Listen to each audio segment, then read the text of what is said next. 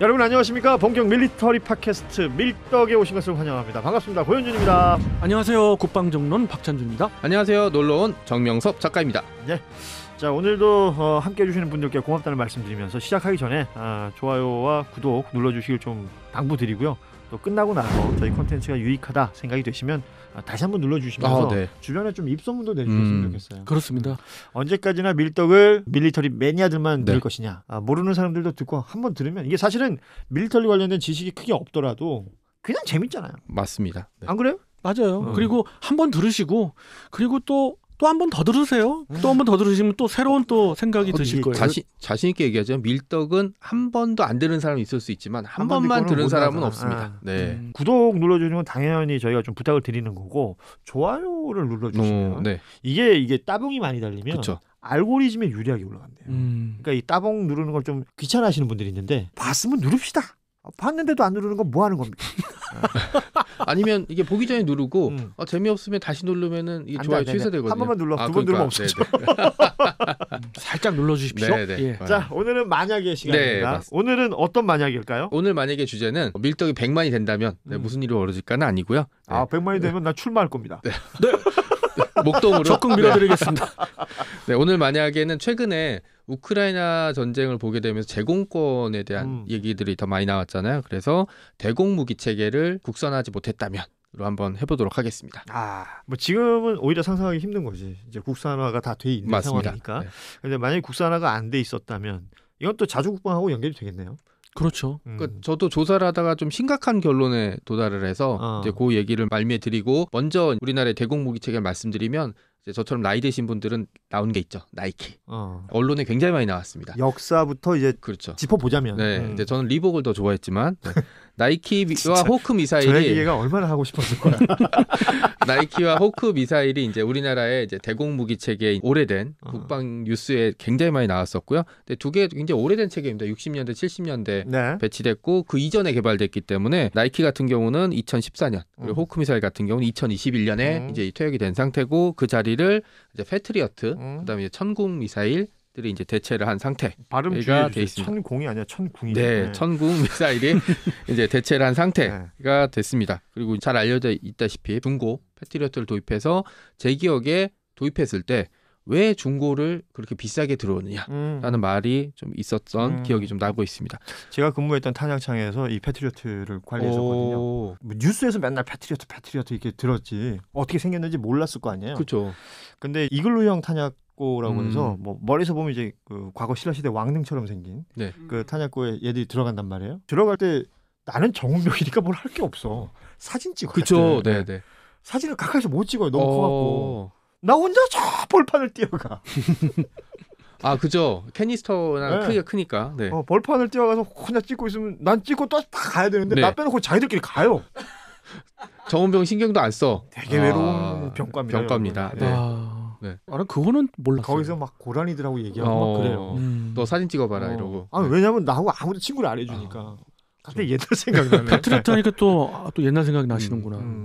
그런 상태가 됐고 2000년대 넘어와서 개발은 90년대부터 시작됐지만 천궁으로 대표되는 국산 대공 미사일들이 만들어졌는데 우리나라의 대공무기 체계는 미국이나 다른 나라보다 조금 궤를 달리하기 시작했어요. 이때부터. 다른 나라는 이 대공 미사일을 전투기 대비용으로 많이 만들었죠. 강대국이 제공권을 가지잖아요. 미국은 뻑하면 다 전투기 이렇게 해결을 하는데 날아가는 거죠. 다른 나라는 어떻게 해 막 이런데 미국은 필요 없어. 전투기 이러면 이제 확 나타나는데 다른 나라는 이렇게 할 능력이 없지 않겠습니까? 그러니까 미국이랑 싸운 나라 대부분은 전투기를 띄울 생각은 안 하고 미국이 띄운 전투기를 떨어뜨릴 생각을 전투기 합니다. 잡을 생각을 하는 거죠. 대표적인 게 월남전 때 월맹이 소련의 지원을 받아서 배치했던 대공무기 체계들 중에 뭐 대공 미사일 같은 게 굉장히 큰 위력을 발휘했거든요. 뭐 걸프전도 그렇고 유고 내전도 그렇고. 그런데 우리는 북한의 미사일이 2000년 이후부터 위협 수단으로 다가왔습니다. 북한의 공군은 이제 큰 위협은 안 됐고 핵미사일을 포함해서 북한이 가지고 있는 여러 가지 미사일들을 방어해야 될 상황이 처했는데 결국 이제 북에서 위로 쏘는 것들이 많아지니까 우리도 이제 거기에 대한 신경을 안 쓸 수는 없는 거고. 그중에 또 핵미사일이 들어있으면 얘기가 달라지거든요. 그래서 다층 방공 체계를 우리 갖춰야 되고 그중에 천궁 미사일이 큰 요소를 하고 정확하게는 국산 대공 미사일을 자체 개발했다는 거죠. 이게 자료 조사를 해보니까 대공 미사일을 우리가 자체 개발을 못하면 도입해야 되잖아요. 사와야죠. 패트리어트도 겁나 비쌌어요. 네, 어떻게 생각해도 비쌀 것 같아요. 너무나 비싸요. 중고인데 심지어. 그리고 그 미사일을 관리하고 유지하는 비용은 포탄보다 훨씬 더 많이 들어가거든요. 그렇겠죠. 네. 잘못하면 불발될 수 있으니까. 그 패트리엇을 항공기용, 대항공기용이 그죠. 아니라 대탄도탄용으로 우리가 필요로 했기 때문에 그래서 비싸졌고 네. 그렇기 때문에 야 조금이라도 싸게 들여오자 해가지고 마침 독일에서 군축을 그렇죠. 해서 독일이 갖고 있던 게 36개 포대였거든요. 그중에 8개 포대를 우리가 전량 수입을 한 거죠. 그래서 한 조 단위로 아꼈던 것 같아요. 그러니까 지금 생각해보면 그조차도 옛날 이야기인 거잖아요. 그렇죠. 예. 예. 도입 사업했을 때 기사들을 찾아봤더니 반대가 좀 있었어요. 어허. 뭐 우리는 싸게 샀다라고 했지만 들어간 돈이 뭐 몇 조 단위니까 덩어리가 워낙 크니까. 이걸 왜 그 중고 신품 사 막 이게 왜 필요해 막 이랬는데 군에서는 되게 허겁지겁 도입을 했었거든요. 이게 문제입니다. 저도 주로 중고를 삽니다. 당마를 해요. 저는. 네, 근데 제 아내는 기왕 살 거 새 거 사지. 그죠. 왜 당마를 하냐? 당마의 맛이 있습니다. 아닙니까 여러분? 그리고 이제 당마 매니아들 일어나 주시기 바랍니다. 예. 이게 교류를 그렇게 할 수 있는 하는데 패트리어트 도입할 때는 운이 좋았죠. 박연우 얘기대로 독일이 36개 포대를 가지고 있었고 그중에 이제 일부로 퇴역하면서 8개 포대가 이제 우리에게 이제 도입이 됐습니다. 네. 그러니까 그때는 운이 좋았고 당마처럼 이렇게 파는 사람 사는 사람 딱 있어야지 이게 그렇지. 맞아떨어지잖아요. 쿨거래네 쿨거래. 네. 어. 내가 사고 싶은데 없어 마켓에. 어. 그러면 이제 비싼 거 사야 돼요. 그때부터 이제 똥줄 타는 거죠. 맞습니다. 키워드 알람 설정 걸어놓고 누가 안 올려주나 뭐 그렇죠. 다른 동네까지 기웃기웃 네. 해야 되는 거고. 예. 그러면서 다층 방공 체계를 완성시키기 위해서 또 나오는 게 이제 MD 체계 얘기가 MD 이제 나오고 예. 있잖아요. 아 오랜만에 듣는다 네. 이것도. 미국의 MD 체계가 만들어 놓고 미국이 본토를 방어하기 위해서는 미국의 동맹국이 필요해요. 미사일이 날라올 때 여기서 먼저 감지를 해야 되잖아요. 그렇죠. 먼저 봐주거나 네. 같이 때려주거나. 그렇죠. 예. 근데 이 MD 체계를 편입하라고 미국이 계속 지속적으로 지금도 요구하고 있을 거예요. 우리 입장에서는 중국과 러시아가 있는 바로 코앞에 있는 상황에서 그리고 북한도 있는 상황에서 MD 체계에 편입되는 거는 조금 고민해봐야 될 문제거든요. 근데 만약에 우리가 국산 대공 미사일 체계가 없었다면 패트리어트 이후에 그럼 비싼 돈을 주고 우리한테 맞을지 안 맞을지 되는 미사일을 도입해야 되거나 아니면 MD 체계에 편입을 해야 될 수밖에 없어요. 이게 더 곤란한 상황이 됐을 수밖에 없는 거죠, 사실은. 그러니까 그렇습니다. 예. 이제 국산 대공 미사일 체계가 천궁을 대표되는 미사일 체계가 완성되면서 지대지 미사일인 현무 같은 경우가 나오면서 그나마 우리가 선택의 폭이 좀 넓어졌지. 그게 아니었으면 우리가 원하지 않는 선택을 해야 되거나 반강제로 딸려 들어가게 되거나 뭐 이런 상황이 좀 처해질 수가 있었죠. 그게 제일 크더라고요. 네. 모든 전략 자산을 국산화한다는 것은 뭐 가장 바람직한 일 아니겠어요? 어디 가서 뭐 아쉬운 소리 안 해도 네. 되는 거고 국산화하는 건 중요한데 말씀하신 것처럼 뭐가 제일 먼저 필요하냐? 네. 그래서 이제 대공 무기는 거기에서도 굉장히 우선순위 중에 하나였을 테고. 우리로선 그랬죠. 그렇죠. 예. 그러니까 지금 만약에 해서 이 대공 무기 체계가 국산화가 안 됐다면 지금 생각해 보니까 참 뭐 돈이든 시간이든 엄청 낭비됐을 것 같아요. 그러니까 물론 돈과 시간 다 우리가 가지고 있지만 때와 시간은 우리가 선택할 수 없거든요. 그렇지. 90년대 후반에 불곰 사업, 그다음에 이제 우리나라 전자계 기술 체계가 발전하면서 국산 무기 체계가 만들어졌는데 요 타이밍이 조금 늦어졌거나 아니면 비싼데 못 타러 사. 그렇지. 타이밍도 굉장히 중요한 것 같아요. 이렇게 했으면 지금 시점에서 개발을 한다? 아, 이게 돈과 시간을 들여도 못 할 수 있죠. 딴 나라가 기술 넘겨주겠습니까? 가장 핵심적인 체계가 될 수 있고 우리가 너무나 필요하다는 거 알게 되면 또 어떻게 하겠습니까? 그렇죠. 마켓에서도 저거 꼭 필요하다고 이렇게 올라오면 세게 부르죠. 그래서 처음에는 약간 간을 볼 필요가 있습니다. 그래서 계속해서 안 사고 있으면 나중에 끌어를 하면 가격이 많이 떨어져요. 네. 아 이게 당마로 얘기하니까 이해가 쉽잖아요. 아 이해 쉽네요. 네. 아주. 예. 또 하나는 역시 경제적인 문제가 되는데 미국과 러시아로 대표되는 대공무기 체계가 있는데 둘 다 비싸거나 잘 안 팔아요. 아하. 그러니까 사고 싶은 나라는 많죠. 예를 들어 사우디아라비아 같은 나라. 지금 남쪽에 예멘 때문에 심심찮게 스커드 미사일 날라옵니다. 정유소에 한번 잘못 떨어지면 10억 불 날라가요. 그리고 특히나 중동은 스커드하고 패트리어트의 어떤 일종의 쇼케이스장 같은 역할을 했었잖아요. 과거에. 그렇습니다. 지금 패트리어트 미사일 같은 경우 전 세계에 15개국이 운영을 하고 있는데요. 그중에 많은 부분 차지하는 게 바로 중동이니까. 사우디아라비아. 거기는 또 네. 개활지잖아. 그렇습니다. 그래서 계속 미사일을 추가 구매하는데 우리께 훨씬 쌉니다. 그리고 효과도 있어. 날라오는 네. 미사일이 막 이렇게 막 틀거나 다탄 두거나 그런 건 아니거든요. 미사일이 한 10억짜리인데 패트리어트 미사일은 100억이야. 그럼 계속 쏘면 이제 경제적으로 문제가 생길 수 있어서 다른 나라의 대공 무기 체계를 손을 보는데 그 제3의 선택을 할 수 있는 나라는 많지 않아요. 유럽과 뭐 중국, 러시아, 미국 요 정도 제외하고는 우리밖에 없습니다. 그리고 우리나라는 무기 체계 수출할 때 다른 나라처럼 이게 정치적인 이유로 뭐 발목을 잡거나 부품 조달을 금지해 버리거나 스톱해 버리거나 그러진 않기 때문에 신뢰할 수 있는 공급처가 될 수 있거든요. 뭐 당장 천군 같은 경우는 UAE에 지금 운용이 되고 있고 앞으로 여러 나라에 이제 판매될 수 있는 자주 국방을 하는데 가장 중요한 게 의지가 제일 중요하고 그다음이 돈이거든요. 그 돈을 할 수 있는 게 방산 수출을 해서 받아온 돈으로 국산 무기 체계를 다시 개발하고 생산량을 낮추고 운영비를 낮추는 방식이 있기 때문에 일석이조 효과 그다음에 또 대공 무기 체계가 있어야만 우리가 북한의 위협에 대해서 조금 더 북한이 막 미사일 쏜다 그러면 우리도 뭐 합니까? 우리도 계속 미사일 같이 쐈잖아요. 우리가 막을 수 있는 무기 체계가 있다라고 계속 얘기를 해서 실제로 그게 전쟁이 나서 어떤 효과를 낳는지 모르겠지만 사람들 마음은 안심이 되는 거죠. 그러니까 뭐 없으면 너무 그냥 무력하게 당할 수밖에 없는 거니까 있어야 되는 건 틀림없는데 이게 내 거냐 빌려온 거냐 뭐 이런 것들의 차이일 것이고 그 대공 무기 체계라는 게 지금은 너무 좀 뭐랄까 그러니까 일반인들이 봤을 때 흔해져 버렸어요. 사실은 그게 흔한 게 아니고 이 기술을 자주적으로 갖고 있는 나라가 몇 안 되니까 정말 적습니다. 거기에다가 어느 다층 방공 체계를 완벽하게 구현했다라고 볼 수 있는 국가가 5손가락 안에 안 듭니다.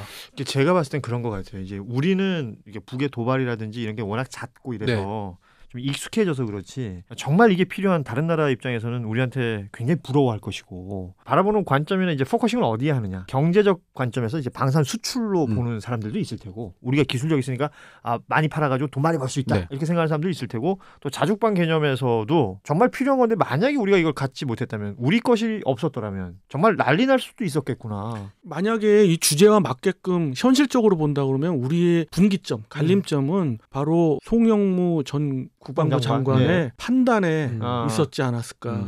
그분이 더 오래 재임을 하고 있었다면 우린 천궁이 나올 수가 없었어요. 만약에 천궁이 안 나왔다. 그러면 이루어 보면 일본인 거죠. 그쵸. 물론 일본의 030 그 대공 미사일이 있긴 있습니다만 대부분의 다층 방공망은 일본은 미제잖아요. 그렇죠. 그리고 우리랑 거의 비슷하잖아요. 그 북한의 탄도미사일 또는 넓게 보면 중국의 탄도미사일 위협에 또 러시아의 탄도미사일 위협에 있는 것이 일본이고 또 우리인데 두 국가를 보면은 너무도 여실히 증명이 되잖아요. 그렇기 때문에 우리는 너무도 다행이지 않았나. 그러니까 뭐 덧붙이자면 말씀하신 게 이제 SM3 였잖아요. 송영무 국방장관이 도입하고 싶었던. 근데 SM3에는 일본 기술이 들어가거든요. 정확히는 미국과 일본의 합작으로 개발하고 있어서 최악의 경우 일본이 미국한테 야 팔지 마. 그러니까 우리 화이트 리스트만 봐도 그렇잖아요. 일본은 자기들이 필요한 대로 가는 거잖아요. 그건 뭐 근데 비단 일본뿐만 아니라 다른 나라도 비슷할 거예요. 그러니까 우리가 우리 기술이 없었을 때 여러 가지로 아쉬운 소리 할 수밖에 없는 거니까. SM3는 또 가격도 겁나 비싸요. 거기다 우리가 그걸 보유하면은 다층 방공망으로는 좀 너무 나가는 거죠. 맞습니다. 우리는 또 종심이 작은 그런 국가이기 때문에 그리고 이제 적대국이 바로 국경 너머에 북한이 있기 때문에 북한이 또 고각으로 쏘기도 하지만 저각으로도 쏠 수 있기 때문에 우리는 우리한테 필요한 모든 것들을 우리가 먼저 생각할 수 있는 거 아닙니까? 그러니까 남의 나라에서 만든 것 그러니까 자기들 기준에 맞는 거 만들어 온 것을 우리가 운용을 하려면 그 또한 스트레스일 거고 이런 것들이 지금 만약에라고 이렇게 편하게 얘기합니다만 지금 이 시점에 그런 게 없었다면 여러 가지로 깝깝했겠다. 또 하나 문제가 우리가 필요한 게 다층 방공망이기 때문에 미제 미사일을 쓰는데 이게 없어. 그럼 이제 유럽제에 들어와야 되잖아요. 유럽제 들어오는데 저층은 유럽제, 고층은 미제 이런 두 개가 충돌할 수도 있고 서로 정보가 교환이 안 될 수도 있다라는 문제까지 생각이 되더라고요. 거기다 유럽제는 현실적으로 쓸 수도 없는 것이 성능에도 많이 밀리고 있고 지금 전 세계 글로벌한 입장에서의 대세는 미국 그리고 이스라엘. 이 기술이 가장 대세고 거기에 이제 우리가 들어가고 있는 이런 상황까지 왔어요 우리가. 그러니까 이런 부분들은 어찌 보면 굉장히 자랑스러운 부분인 것 같아요. 뭐 물론 그 사이사이에 삐그덕거리는 것들도 있었고 그리고 우리가 몰랐던 일들이 어느 순간 진행되어 있는 것들도 있었습니다만 지금 와서 결과적으로 봤을 때 자주국방에 있어서의 국산화는 일종의 필요 충분 조건인 것 같습니다. 맞습니다. 그게 없이는 불가능한 거니까. 특히 우리나라 같은 경우는 필요한 게 너무 많은데 우리가 필요한 걸 다른 나라들은 다 알고 있어요. 그럼 어떻게 하겠습니까? 호구가 되는 거죠. 그렇죠. 필요한 예를 들어서 프랑스처럼 우리 거 사면 기술 넘겨줄게. 이랬다가 안 하고 대표적인 게 미스트라를 이제 가지고 자체 개발한 게 신궁이었는데 건너 들은 얘기긴 하지만 신궁을 수출하려고 할 때마다 프랑스가 그렇게 발목을 잡았대요. 건너 들으면 여기서 들었다는 얘기죠. 그렇죠. 네, 정확하시네요. 그런 얘기들이 있는데 천궁 같은 경우는 난 이런 얘기 한 적이 없거든. 네. 자체 개발을 했기 때문에 수출할 때 태클을 걸 나라도 없고 개량을 할 때도 뭐라고 한 나라가 없고 근데 그게 무기 국산화 박 의원이 항상 얘기하시는 자주 국방에 가장 필요한 조건. 이게 그냥 거창한 구호나 어떤 허무한 이런 게 아니라 왜 필요한지 이게 저는 농업으로 치면 이제 쌀을 계속 국산화하려고 하는 그렇죠. 자급률을 지키는 것과 똑같다고 보고 있습니다. 자급률이 네. 주권이니까. 그렇죠. 네. 맞습니다. 네. 네. 한때 이런 프로그램도 있었어요. 전 세계의 대공 방어망, 특히 중고도 이상의 고성능의 대공 방어망을 갖고 있는 국가 15개 국가를 기준으로 해서 그 각각의 무기 체계의 스펙을 전부 시뮬레이션해서 한번 돌려봤어요. 그래서 적성국의 탄도미사일이 들어왔을 때 격추율이 얼마 될 거냐. 결국 그 탄도미사일의 생존율을 본 거예요. 뭐 역으로.